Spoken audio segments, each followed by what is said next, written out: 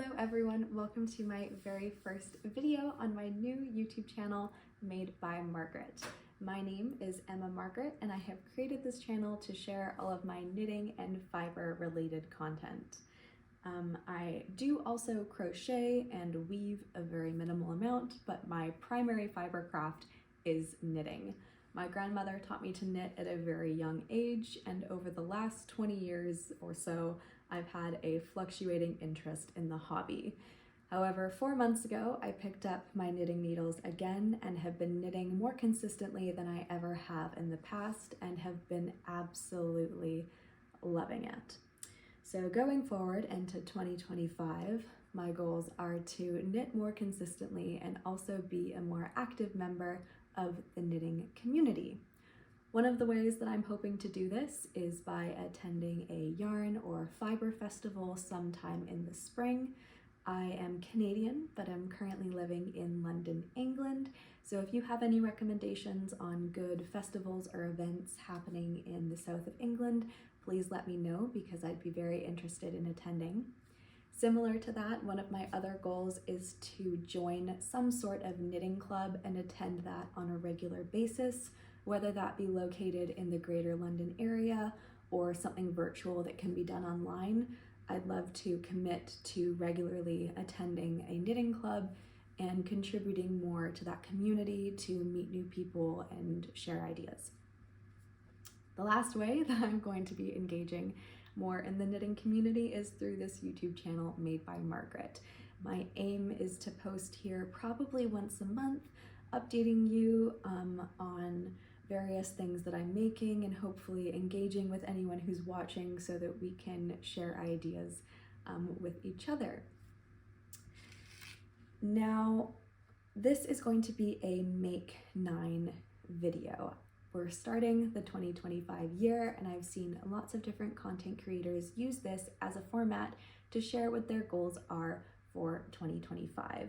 Make 9 is very simply the 9 projects that you were hoping to make in the upcoming year. I thought this would be a really nice way to kind of launch the channel, share the things that I'm interested in, and then have something that I can be accountable with throughout the year to keep me a little bit on track. Before we go ahead and jump right into that, there are 2 things I wanted to note. One is that if you have watched any of these from other content creators, you have likely heard them referring to stash yarn, which is yarn that has been purchased but not knit with and is remaining in their stash. Now, between having just picked up the hobby again and moving halfway across the world, I do not have a very big stash. For 6 of the 9 projects that I will be speaking about, I will need to actually go out and purchase or acquire yarn to complete these projects. So if it seems like I don't know what yarn I'm going to be using to make these items, that's because I don't own it. The second thing is that if you, again, have seen other people do these videos, normally they're speaking about 9 very specific patterns. Now, I know myself well enough to state that that is far too rigid. If I sat down in January and said, these are the 9 patterns that I'm going to make, there is a very slim chance that they actually get completed by the end of the year.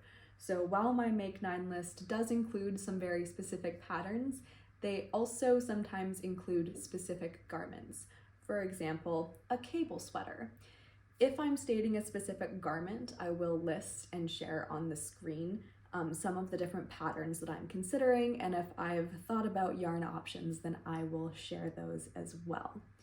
So without further ado, let's get into my Make 9 for 2025.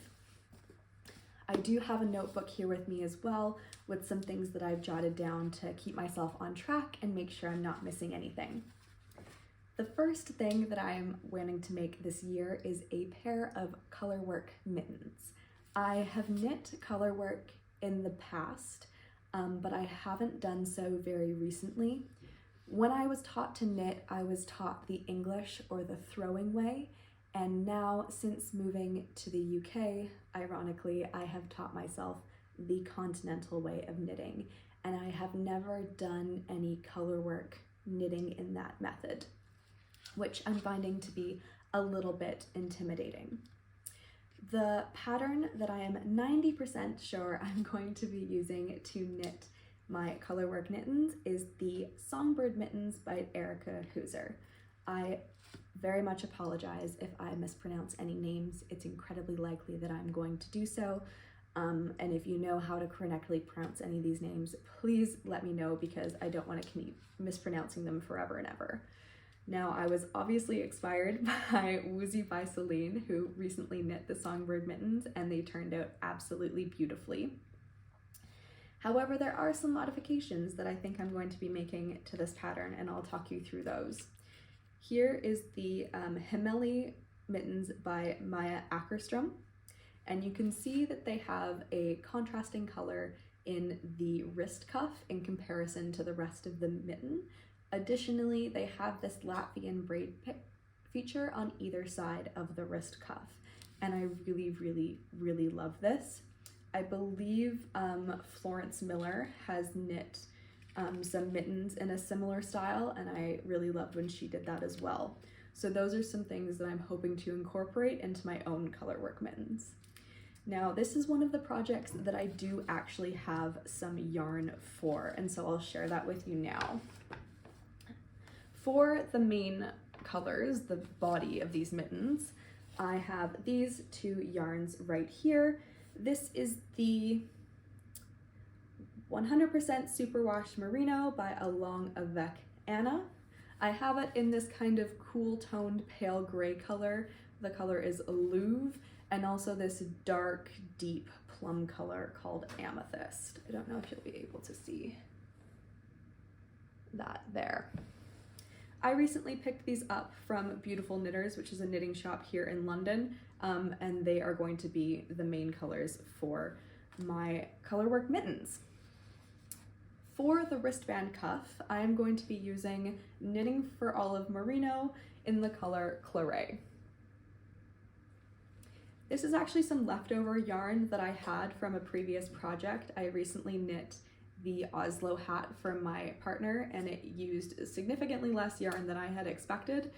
So I have a whole ball of it left over, and I thought it would be a great opportunity, because it's such a beautiful color, to use it in various different color work patterns. So hopefully I have enough after the wrist cuffs to still do something with it in an additional project. And these are the 3 yarns that I'll be knitting for my Songbird mittens. So that is my first make 9. The second thing I want to make is much more general, and that is just that I want to make a sweater for my dad. My dad is a very lovely man, and I do not believe that I have ever knit him a garment in the past, and he is very deserving of a lovely hand knit piece. So a sweater for my dad is number 2 on the make 9 list. I'm not sure exactly what I wanted to make him. I'm really liking the idea of doing some sort of half zip. That feels a little bit more casual in my mind than a crew neck sweater. And I think just based on his style, he would get a lot more wear out of something a little bit more casual. So the patterns I have in mind for that are the Zipper Sweater Man by Petite Knit. And I thought for a while that this is 100% the pattern that I was going to use. And then Petite Knit released the pattern for the Dagmar zipper jacket, and I absolutely love it. I think it would be a perfect sweater for my dad, and at this moment I believe that is the one that I'll be selecting. However, if anyone has any recommendations for other zipper sweaters for men, or if I stumble across one before it actually comes time to cast on, I might change my mind. I have been thinking of a yarn that I would use to make this, and I was looking at the Knit Picks wool of the Andes in the color Bramble Heather, which I'll show on the screen here. It's this really nice kind of medium brown gray that is quite neutral, and I think would fit really well into his wardrobe. So that's plan number 2. The third thing on my make 9 list is the Margaux top by Gregoria Fibers. This is a all over texture tank top with sort of a boat neck construction. I first saw it when it was shown by those twins who knit, who I believe the pair of them have knitted about 3 times now in various different colors, and I absolutely love it. It looks beautiful on them. And I don't have any knit garments to wear for the summer, and I like the idea of being able to wear my hand knits all year round. Here in London, it doesn't really get warm enough that I wouldn't be able to wear this tank top, so I hope to get a lot of use out of it in summer 2025. And my plan is to knit that in the suggested yarn, the Novito Woolly Wool. I'm not quite sure how I'm going to get my hands on that, but it is my plan to knit it in the recommended yarn. I'm sort of cheating a little bit with my next two. My number 4 and number 5 for Make 9 are 2 socks from the book 52 Weeks of Socks. I have the book here. My boyfriend very, very generously gifted me this book for Christmas, and there are so many amazing sock patterns in here that I want to use. I really like the idea of using patterns that I have already rather than purchasing new patterns whenever possible. And I know if I say I'm only gonna knit 1 sock from the book, then I will only knit 1. But if I say I'm gonna knit 2, I'm hoping that encourages me to kind of dip back into this book more regularly. So this is the 52 Weeks of Socks by Laine Publishing. Again, I'm not going to be saying that correctly. And I'm just gonna highlight here some of the patterns that have really piqued my interest. This is number 2 by Avina. This is a really, really lovely sock pattern. It has an all over texture on it, and the texture is quite 3-dimensional, which I really like. I don't know that it would be the most appropriate to wear with a boot or with a sock, just because I wonder if that texture might be a little bit irritating or means that your shoes wouldn't fit quite as nicely, but it does look absolutely beautiful. The only socks I've knit in the past are the Petal Drop socks by Florence Miller, and those are a top-down sock, and they're knit with the slip stitch heel flap, the heel turn, and then the gusset. And I have never knit socks in any other construction. And taking a look at the heel of these socks, they are knit top down, but I think it's a different heel construction than I've used before. So that might be a nice way to kind of keep things interesting and keep learning new skills. The second pattern is number 5. This is the Unity pattern. This is something that I think might be a little bit more achievable for me. It is a top-down sock with this lovely cable work design. It kind of reminds me of Twisting Vines, and it has the heel flap, heel turn, and gusset heel. So it's something I'm a bit more familiar with and might be something that's a bit more attainable starting off, while I'm able to kind of focus all of my attention on that intricate cable work and not worry too much about the structure. The other one is the Linea sock. Again, very similar construction as the last sock I spoke about, but this one has a little bit more texture in it, and it's more of a lace sock. I think it's absolutely beautiful. And I like that at the top of this sock, as well as the last one, there's no like 1-by-1 ribbing. You just start immediately with the pattern, which I think is a really nice detail and not one that I've tried before. And then the last pattern that I've highlighted is the Kaisla sock. I'll see if there's a better photo of it, and I'll put one on the screen as well. There's not really, it's this one. But it is, again, a top-down sock, and it has this kind of 3x3 ribbing, but the knit ribbing has these sort of twisted lace work on it that makes me think of like the knobbly branches of a tree in the fall. And I think it's an absolutely stunning sock pattern and one that I would like to try. So I'm going to be knitting 2 patterns by my 52 Weeks of Sock book, and those are 4 patterns that have piqued my interest so far. I do have a ball of sock yarn in my stash that I'm hoping to use up for one of those. That is this color here. I had to hand wind this myself, which is why it looks a little bit messy. But this is the Opal Uni 4-ply in the color Jeans Blue.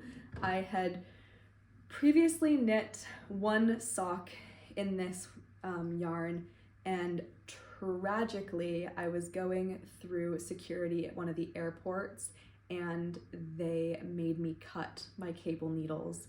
So I had to unravel it, I had to frog it, and then I actually blocked it kind of while it was in its large loopy skein, and then wound it again to make sure that there's no kinks in the wool and it's ready for the next pair of socks. So very tragic end to the sock that was recently knit with this yarn, but it is now ready to go to be used in a new project.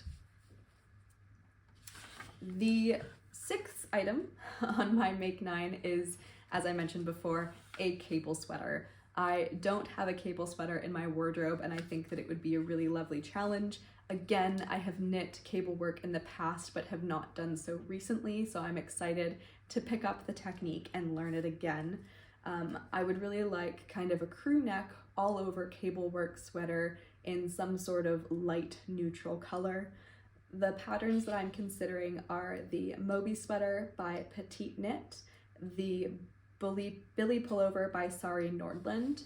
You'll notice for both of those patterns, they have kind of this front panel section with sort of like one texture throughout that panel. And I can't tell if that's a feature that I really love or am not particularly keen on. And so I'll have to decide whether that's something I'm interested in or not before it comes time for me to cast this on. And this probably won't be cast on until closer to the fall, so I have some time to think with that. The other two that I'm considering are the Arctic Light sweater by Veronica Lindberg, who goes by the username Kudavakika, as well as the My Favorite Story sweater by the same designer. And these, as you'll notice, do not feature that front panel.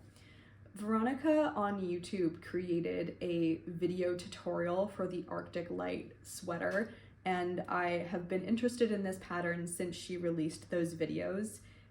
If I'm finding cable work to be quite difficult, it might be a good idea for me to pick that one because there is the video tutorials to go alongside it to help me if I'm finding it difficult reading the pattern.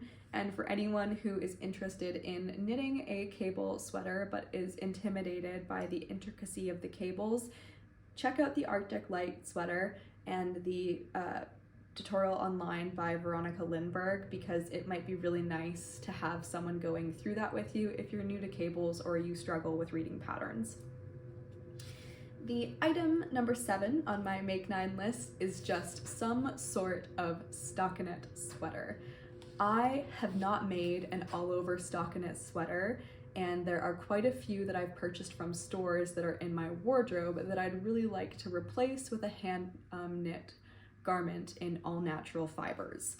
Now, there are a million stockinette sweater options available on Ravelry and online. I know the Monday sweater by Petite Knit is very popular, and those twins who knit have made it quite a few times. Some other patterns I've been looking at are, there's multiple patterns by Margaux Knits, who has lovely simple patterns that I think look beautiful, as well as the Giselle jumper by Magigarn. Again, I'm so sorry about the pronunciation of these words, but they all look really beautiful and just something that's really nice and simple. Now, the Monday sweater by Petite Knit has a raglan construction, and I have in the past knit sweaters with this raglan construction and really liked them.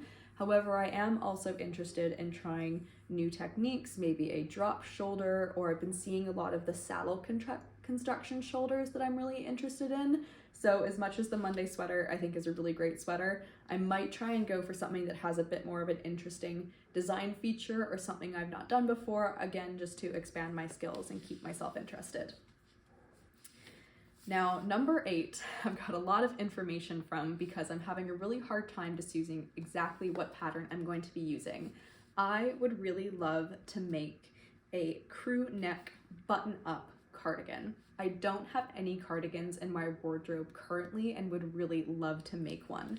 Now, I was looking online and there is a clothing company, a French clothing company called Cézanne, and they have a garment called the Emily cardigan, and I know people online have made videos discussing, knitting pattern dupes for various Cézanne pieces, and I would really like to make a sweater that closely replicates or is very similar to this cardigan from Cézanne. Now, the Emily cardigan is knit. I took a note here. It's 55% alpaca, 15% wool, and 30% polyamide. So it would be great to get something that is hand knit and in 100% natural fibers. The Daydreamer cardigan by Veronica Lindberg is the closest match for this cardigan that I could possibly find. If you want to knit the Emily cardigan, this is exactly what you should be doing. I believe it's half fisherman's rib. It's got the ribbed collar, but the double knit button band. She shows it with buttons that are in the same color of the yarn. It has this really like light, airy, drapey, squidgy texture to it. It looks like an exact match, and for a while I thought that's what I would be making. However, there are also a lot of other button-up cardigans that look really beautiful that I've been considering.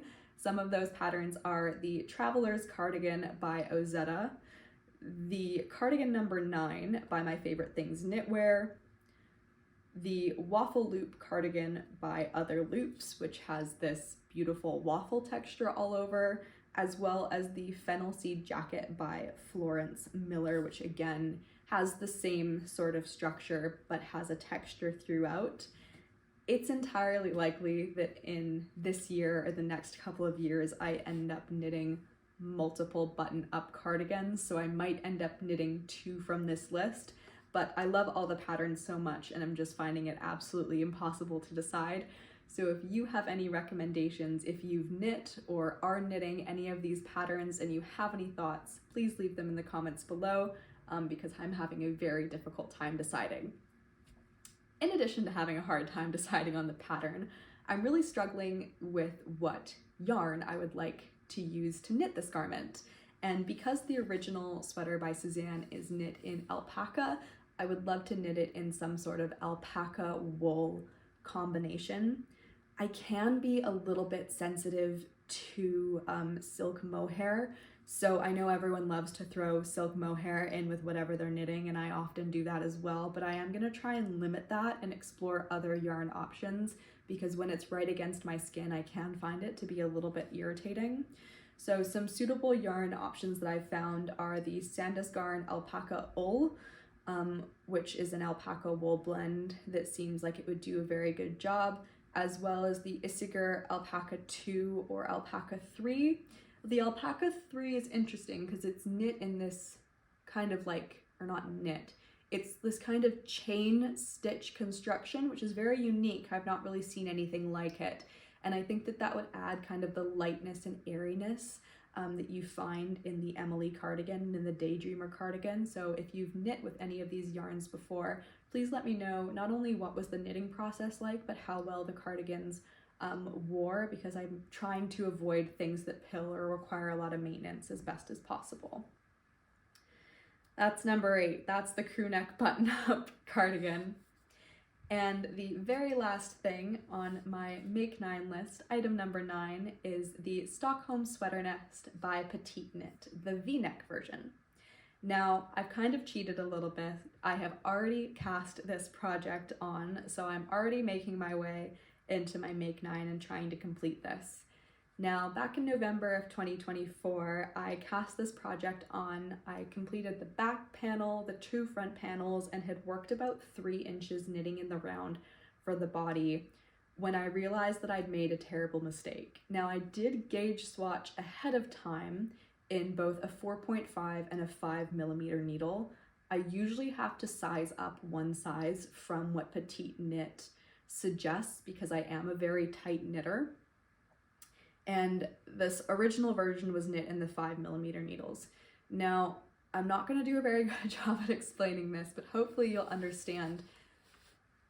I was too tight on the number of stitches, but far too loose on the number of rows, which means if I knit the number of stitches and number of rows that was meant to get me a 10 by 10 centimeter square, I didn't end up with a square. I ended up with this like very elongated rectangle. And in my mind, this wasn't going to be an issue, and then it absolutely was an issue. By the time I had knit a couple of inches down on the body, I decided to try it on for the first time. I was knitting this on vacation, so I wasn't paying very close attention to the fit of it until I got back. And I understand that you also add that sort of ribbed edge along the neckline, and that would kind of help tighten things up a little bit. The V-neck was so incredibly massive. I could very comfortably wear it like around my shoulders, like an off-the-shoulder top, and it was just ridiculous. It's not a problem with the pattern. It's entirely my own fault and not paying close enough attention to the gauge, but it was not working, and I had to frog the entire thing. And frogging it was a little bit of a nightmare because I knit it in one strand of Knitting for Olive Merino in the color Marzipan and one strand of Knitting for Olive Soft Silk Mohair in the color Oatmeal. And the mohair and the merino had kind of like felted together, and it was an absolute nightmare to frog. It probably took me 3 hours. But I've frogged the whole thing. I've wound up all of the yarn again, so it's ready to go for my second attempt. And I have the yarns here. So this is the Knitting for Olive Merino in the color Marzipan, and this is Knitting for Olive Soft Silk Mohair in the color Oatmeal. They are different colors, and you can certainly see a difference between the two of them. However, they're similar enough that when they're knit together, you really don't notice any sort of marling or any sort of heather effect, and I'll show you the garment so you can see what I mean.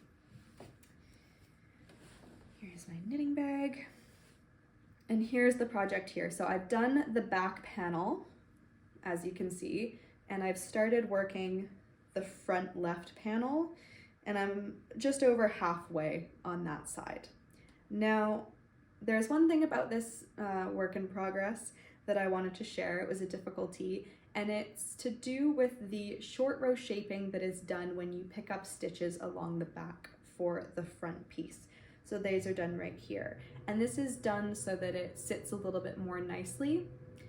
The shoulders of everyone are not completely flat. They're actually on a bit of an angle because of our traps right here, and so the idea is that you kind of knit it up a little bit so that it sits more flat on your shoulder and improves the fit. And to do that, you use short row shaping, and the pattern suggests that you pick up from this edge and then immediately begin the short row shaping. And as I was trying to do this, it was just not turning out very well. I won't show it to the camera because it won't show very well, but maybe I'll add a couple of photos in so you can understand what I mean. But the cast on edge is entirely too tight, and the row where I picked up stitches along that edge looks like it might be a little bit too loose. And then you can also pretty clearly see where there's German short rows are. Now, when I first knit this, I knit it and then undid it and then knit it again a total of 7 times, and I tried various different short row techniques, and really nothing was looking very good. So what I ended up doing is making a modification to the pattern where I picked up rows along that cast on edge, and then I knit 2 rows in stockinette before beginning the short row shaping. And I think what that did is just kind of make some sort of separation between that picked up edge and the German short rows to kind of even out the texture of the fabric a little bit. The more I look at it now, it still doesn't look very good, but I'm tired of redoing it, so we're gonna soldier on. But if you are going to knit this pattern, or if you've knit anything similar and you've faced similar issues, I would love to know what your solution to this was, because this is what I've done, but I don't think that it's a perfect solution. And that is it. Those are my Make 9 for the year of 2025. I'm really excited to keep going with the sweater vest and hopefully cast on in the next couple of weeks 1 or 2 more of the projects that I already have stashed for. My aim is that in 3 to 4 weeks I will publish another video updating you on where I'm at with my hopefully finished objects, any works in progress, and any yarn that I have acquired in the classic knitting podcast format. For those of you who have made it to the end, thank you so much for watching. I really appreciate you tuning in, and I look forward to seeing you next time.